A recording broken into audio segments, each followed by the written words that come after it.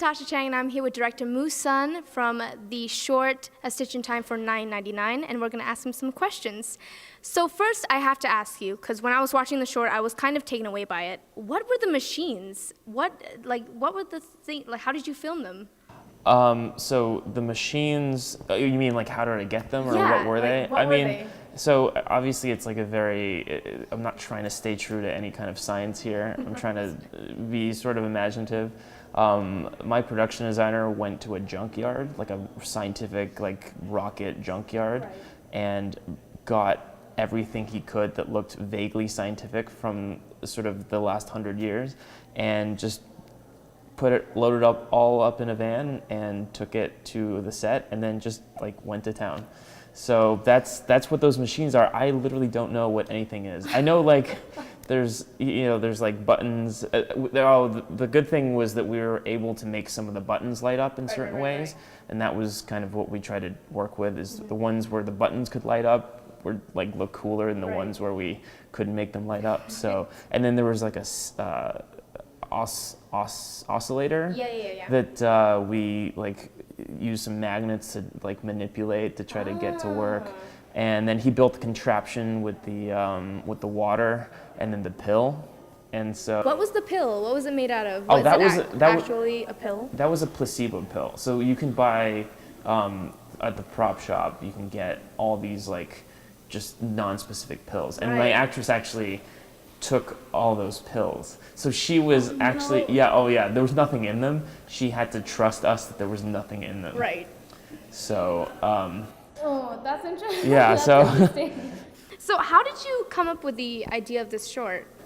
What inspired you? So time travel's just fun. It's really awesome. It's good to imagine things that you can't actually do in real life. Right. And I really like the idea of just using such a very advanced technology to do something really silly. Mm-hmm.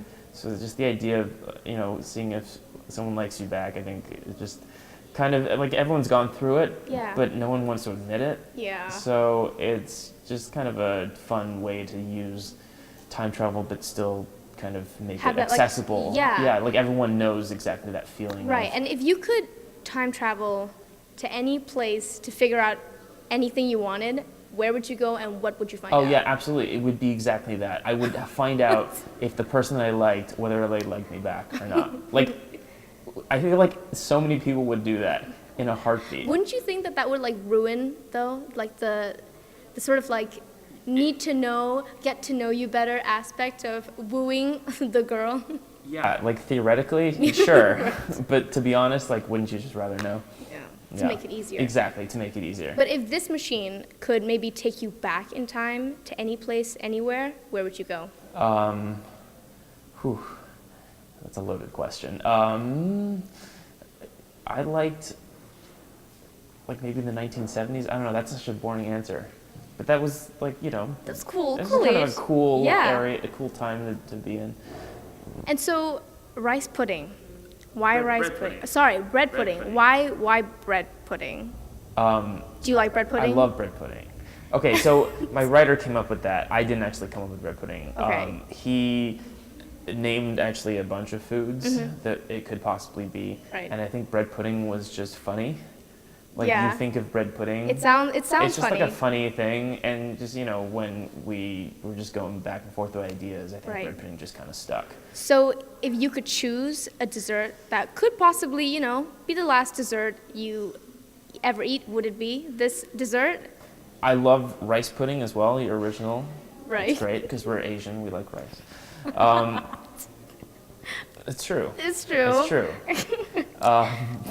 Bread pudding's pretty good. Actually, I've never tried bread pudding. I think I should. Yeah. Yeah? Yeah. It's neither bread nor pudding. Ooh. Yeah. So. What's the texture like? Is it like It's a pudding? It's kind of like bread. It's like a bread. It's like a cakey. I don't know. You'd have to just try it. I have to try it. Yeah, I can't. All I was right. gonna go all culinary and just try to explain the palate. I can't do it. Well, okay. When I was on your website, you said that you were actually in an interview on YouTube. You said that you were a citizen of the world. Would you ever create a movie about that? about the experiences of being like a third culture kid?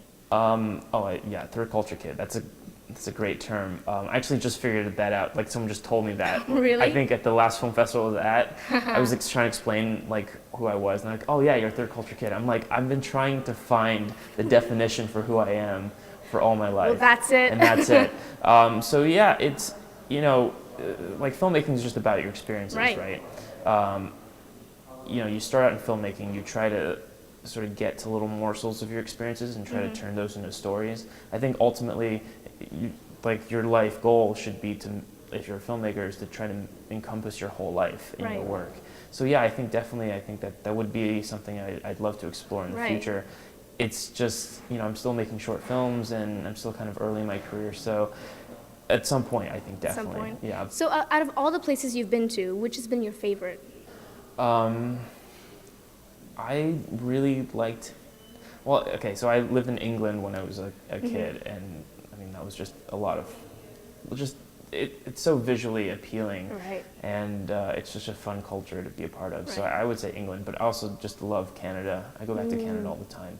People there are great. Do you visit Harbin very much? I've been there. It's really cold. It's very cold in the winter. Yeah. It's got great ice sculptures, but if you've seen it once, you don't have to bear the cold. I remember going, and my dad would say smile, and you couldn't even see me smile because there was a scarf covering, because it was so cold. So yeah, I mean, it's technically Siberia South. Basically. That's what it is. So yeah, I mean, I go back. I still have some family who are there. Right. So. And did you expect such a sort of good outcome for your film? I mean, looking back at it, was it everything you hoped it would be when you were making it? This is my third film that I made. You definitely learn a lot about filmmaking every step you take. So I definitely learned a lot. There was, I figured out during this process what I want in a film. I feel like this is to date the one that most represents my style. So I think that was the good part about it. But yeah, there's a lot of stuff that I learned. So what would you say is your style then? Comedic? Comedy, just something that's a little bit dark, and I like just putting you into a different world. Right. I think it's always fun to have everyday situations in just a fantastical world. I think that's kind of the theme that I'm sort of going after. Are there any upcoming projects that you'd like to share? Anything in the works? Yeah, so I just did a musical with the same. Yeah, it's the same writer, and also kind of this alternate universe. Right. It's kind of Depression era-ish, but it's set in 1920s. Yeah, 30s. Okay. Sort of the premise is there's a totalitarian government in which the method of currency is song. So you have to sing to eat, and it's literally called Sing for Your Supper.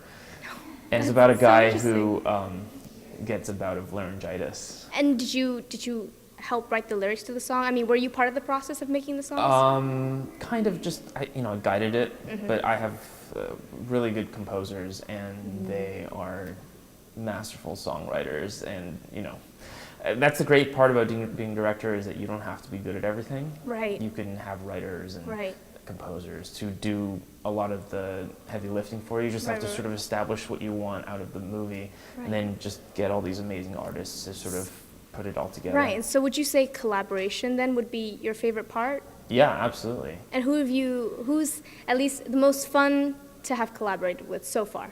The actors in my last movie were amazing. And so, they seem really fun. Yeah, and so, actors are always your sort of best source of collaboration, because they sort of bring everything to life. And so, yeah, you always want to pick, I think casting is sort of the most important part of the whole process, because those are the people that you're sort of channeling your movie through. Right. So, yeah. All right, well, thank you so much for talking with us. It's been a pleasure. Hopefully we see that musical very soon. Yes. If you like what you saw and you'd like to see more, please subscribe to our YouTube channel, like us on Facebook, and follow us on Twitter.